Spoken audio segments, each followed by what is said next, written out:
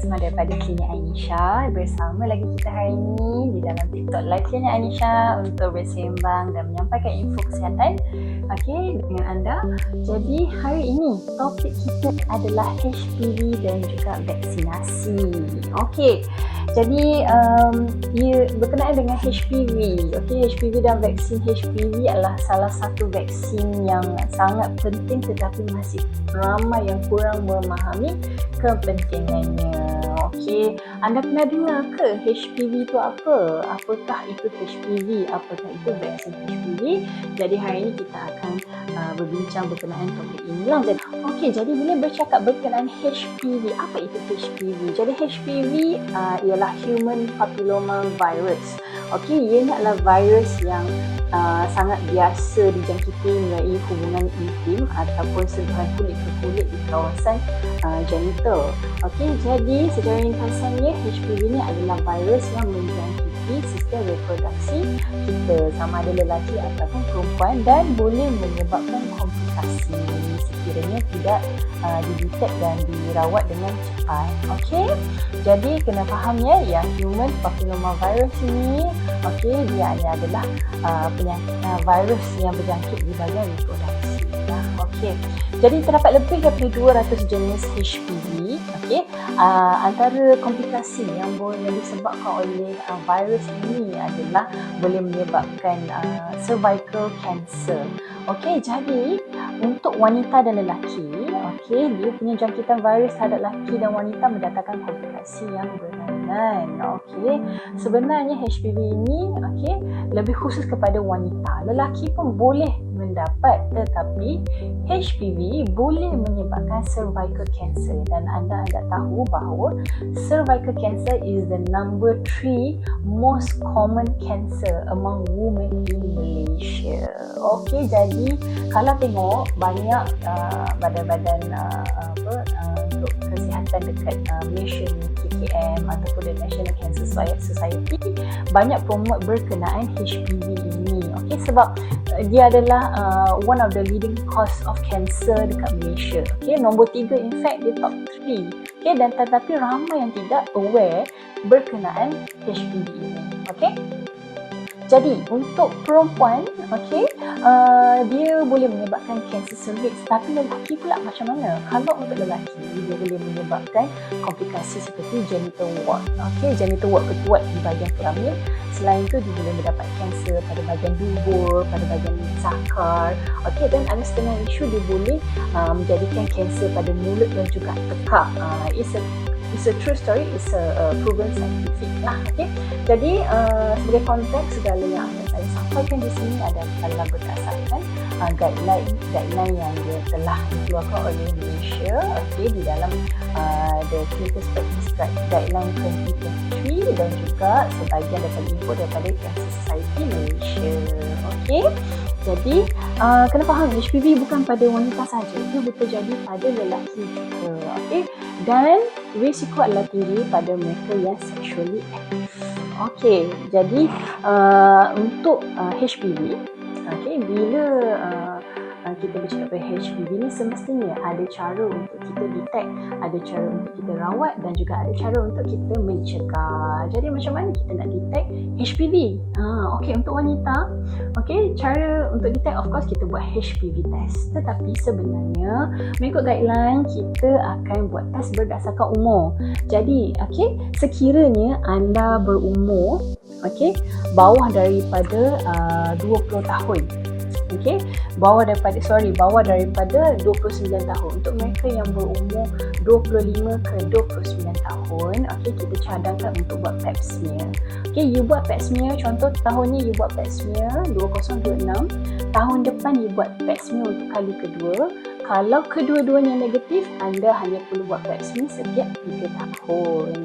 Tetapi sekiranya anda berumur 30 tahun ke atas, 30 tahun ke 65 tahun ke atas, anda perlu membuat ujian sebanyak setiap 5 tahun.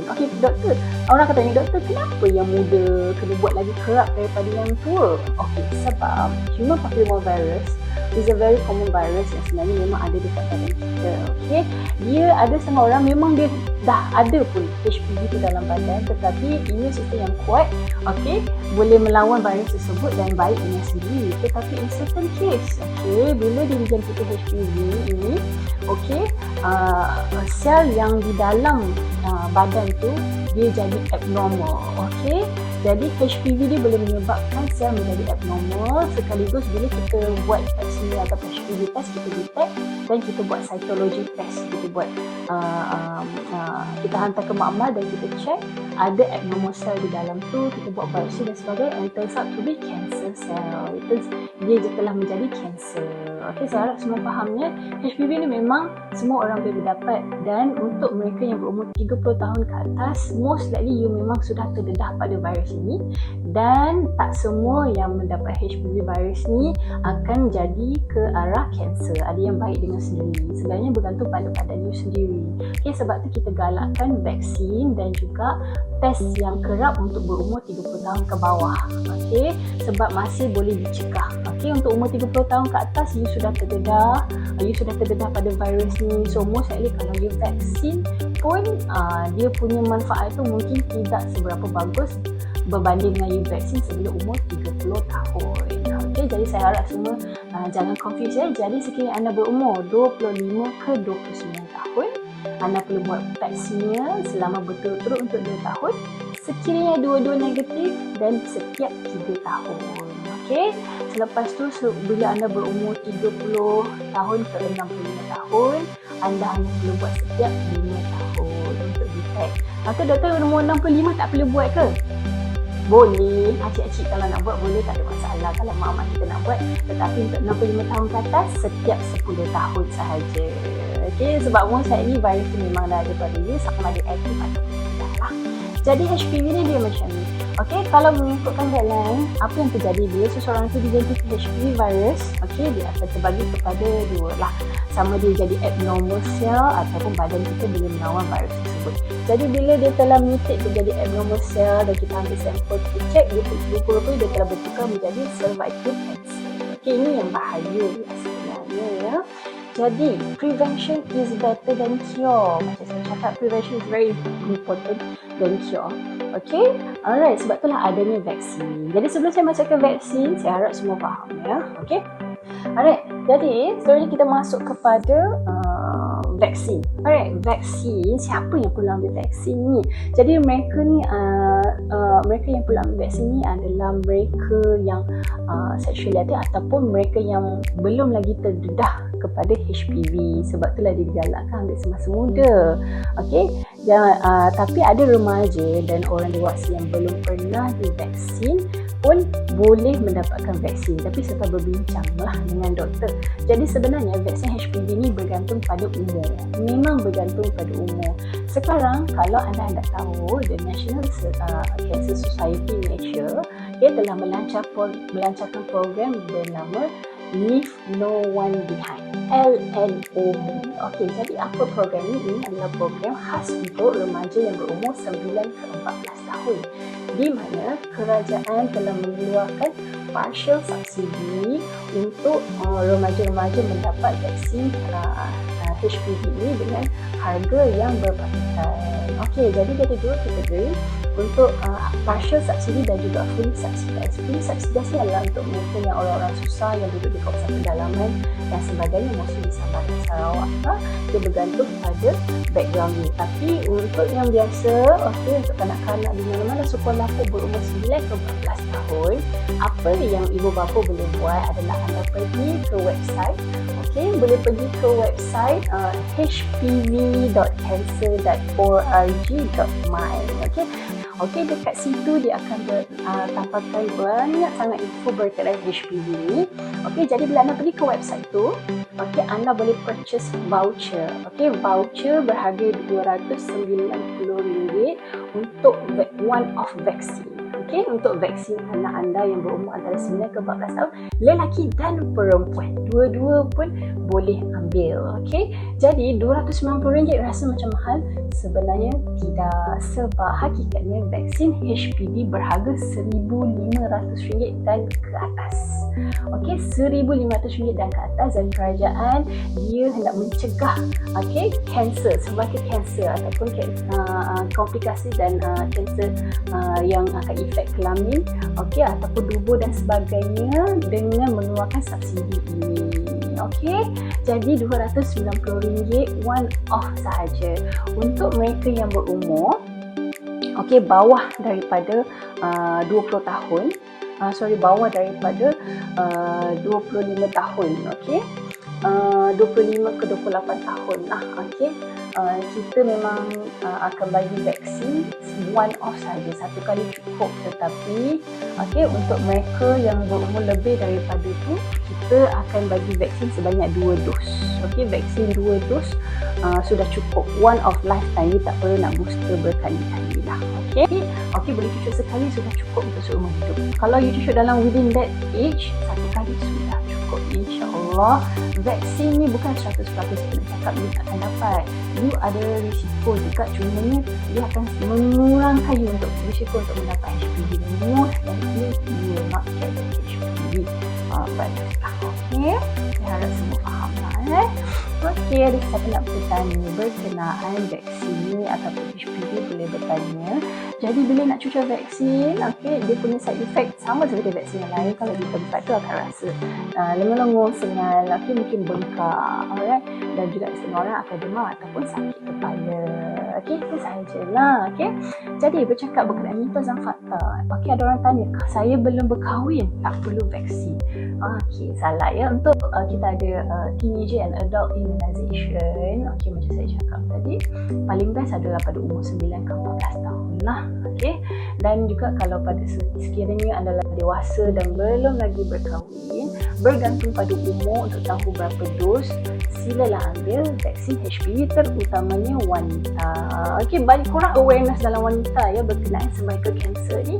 If you want to know, cervical cancer is quite common, very common actually among women. Alright, jadi lelaki tak perlu vaksin ke? Perlu vaksin, sebab lelaki juga boleh dijangkiti HPV dan boleh mendapat penyakit kelamin. Jadi ada orang tadi sudah ambil vaksin, jadi tak perlulah periksa lagi. Jadi wanita yang masih perlu menjalani saingan cervix, mengikut nasihat doktor lah. Kerana macam saya cakap tadi, vaksin tidaklah 100% mencegah. Jadi sekiranya anda sudah ambil vaksin, tidak salah kalau anda hendak cek setiap 5 tahun. Setiap 5 tahun. Lagi-lagi yang sudah berkahwin. Jadi saya cakap, the sexually active ones are more prone to be infected with HPV. Alright, jadi ada siapa-siapa nak bertanya ke? Untuk mengelakkan keliru, saya akan buat rumus. Yang pertama, HPV, human papillomavirus, adalah virus yang jangkitan virus yang akan efek pada sistem reproduksi lelaki dan juga wanita, dan boleh mendatangkan komplikasi seperti kanser, sebagai kanser tubuh, kanser paras, kanser tekak juga boleh terjadi. Yang keduanya, HPV boleh dirawat dan juga boleh dicegah. Alright, jadi sekiranya anda telah membuat HPV test dan didapati positif, kita akan refer you kepada gynecologist untuk rawatan dan pemeriksaan lanjut. Jadi berkenaan HPV test, sekiranya contohlah anda berumur 34 tahun, wanita, sudah berkahwin dan mempunyai anak, ada 2 orang anak, contohlah kita bagi senario. Jadi you bertanya, doktor, saya nak buat HPV test, mahal ke? Sebenarnya anda boleh buat HPV test di LPPKN. Kalau pernah dengar LPPKN, mereka ada program untuk buat HPV test self sampling. Maksudnya yang ambil sampel sendiri, dan secara percuma. Ada setengah tu percuma. Yang ni anda kena tanya ke LPPKN terdekat dengan anda, ada di KL dan ada laut dan sebagainya. Mereka ada branch tertentu, boleh tanya berkenaan HPV test. Untuk self sampling, you akan diberi kit. Kit untuk ambil sampel sendiri di bahagian bawah lah. Okay. So memang canggih zaman sekarang, memudahkan. So you boleh buat sendiri test tu dan hantar sampel ke LPPKM dan mereka akan jalankan test di makmal dan terus tahu result. Okay. Jadi sebenarnya untuk HPV ni tak ada alasan pun tak nak buat. Sekiranya anda sexually active, berumur lebih daripada 30 tahun, buatlah HPV test. Buat HPV test untuk sekurang-kurangnya tahu memang ada masalah ataupun tidak. Dapatkan konsultasi dengan doktor untuk tahu lebih lanjut lah. Jadi dan seterusnya, you dah buat test. You kalau you nak dapatkan vaksin untuk yang berumur 9 ke 14 tahun, boleh mendapatkan subsidi kerajaan dengan harga RM290 sahaja one off vaksin. Dan untuk umur yang lain boleh dapatkan vaksin di mana-mana fasiliti kesihatan tapi dengan harga yang sekurang-kurangnya RM1,500 ke atas lah. Jadi untuk mereka yang masih muda lagi, mereka yang masih muda lagi, saya galakkan anda untuk ambil vaksin ini. Ambil vaksin ini dan buatlah patchnya. Alright. Jadi ada apa-apa soalan ke nak tanya? Saya harap tak ada kekeliruan di sini. Jadi kena faham HPV ialah jangkitan yang sangat biasa. Tetapi ia boleh menyebabkan beberapa jenis kanser dan vaksin HPV merupakan salah satu langkah pencegahan yang paling berkesan terhadap kanser berkaitan dengan HPV, contohnya cervical cancer. Jadi jika anda ingin mengetahui sama ada vaksin HPV sesuai untuk anda atau ahli keluarga, bolehlah datang ke klinik Anisha untuk berjumpa dengan saya atau Dr. Zahra untuk mendapatkan nasihat dan konsultasi. Saya harap semua jelas lah. Maaf tadi saya tersasul untuk mereka yang berumur 26 tahun ke bawah. You boleh the best time untuk ambil vaksin lah. Selepas tu boleh, tetapi the benefit mungkin tak sebaik kalau you ambil bawah 26 tahun. Dan kalau you lebih daripada 26 tahun, you kena ambil 2 dos. Sebenarnya berkenaan dos ni dia berkaitan pada you punya self history juga, sexually active atau tidak, berkaitan dengan umur dan sebagainya. Jadi kalau nak tahu berapa dos, kena berjumpa dengan doktor. Tetapi maksimum dos selalunya 2 dos sahaja. Dan juga HPV vaksin ada beberapa jenis. Ini sebenarnya berkaitan dos ni berkaitan pada konsultasi bersama doktor dan juga umur anda. Jadi cervical cancer boleh dicegah. Alright, segera dapatkan khidmat dan kaunseling doktor. Dan boleh jumpa dengan kita di klinik Anisha. Kalau ada sebarang persoalan, boleh bertanya pada kami lah. Kami sedia untuk membantu anda. Jumpa lagi esok. Assalamualaikum.